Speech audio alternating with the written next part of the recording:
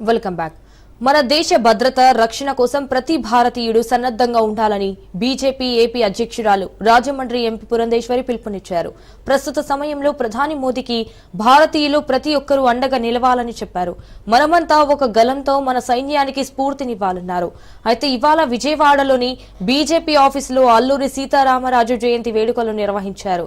ఈ వేడుకల్లో పురంధేశ్వరితో పాటు బీజేపీ నేతలు పాల్గొని నివాళులర్పించారు. ఇక పాకిస్తాన్ ఉగ్రవాదుల దాడికి భారత్ ధీటైన జవాబు ఇవ్వడం ఖాయమని అన్నారు. 26 మంది అమాయకులైన భారత పర్యాటకులను అన్యాయంగా పాకిస్తాన్ ఉగ్రవాదులు చంపేశారని ఆవేదన వ్యక్తం చేశారు. పాకిస్తాన్ కు తప్పకుండా సమాధానం చెప్తామని ప్రధానమంత్రి నరేంద్ర మోదీ ముందుగానే ప్రకటించారని అన్నారు. అయితే పాకిస్తాన్ లో 9 ఉగ్రవాద స్థావరాలను భారత బలగాలు ధ్వంసం చేశాయని పురంధేశ్వరి అన్నారు.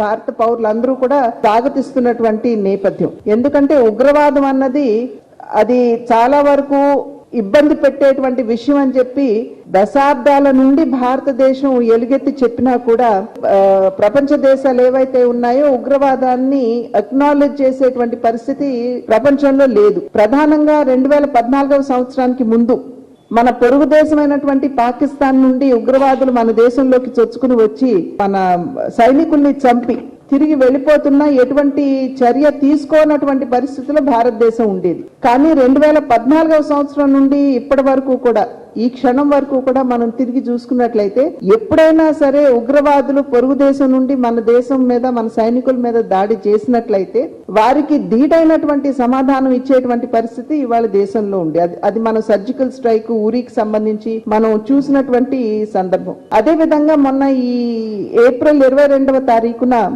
అమాయకులైనటువంటి టూరిస్ట్స్ ఎవరైతే ఉన్నారు, అందులో కొత్తగా పెళ్ళైనటువంటి జంట కూడా ఉన్నారు.